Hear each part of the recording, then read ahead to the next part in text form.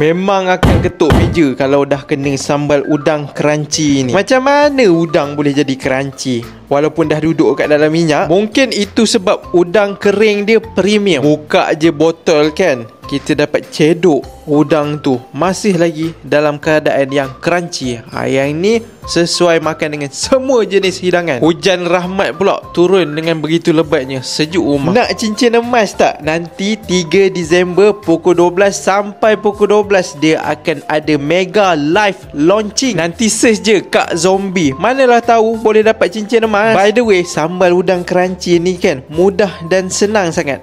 Disimpan je dalam suhu bilik, ready to eat. Dan udang dia tu kan ekstra rangup. Kita orang dah try dah, makan dengan bubur, dengan roti, dengan nasi, semua yang masuk. Kena cuba tau, sebotol belas-belas je. Standby letak kat rumah. Tak pun, manalah tahu nanti nak bawa pergi travel mana-mana, pedas dia tu sedap kena dengan tekak kita. Kalau pergi luar negara, terubat rindu Malaysia.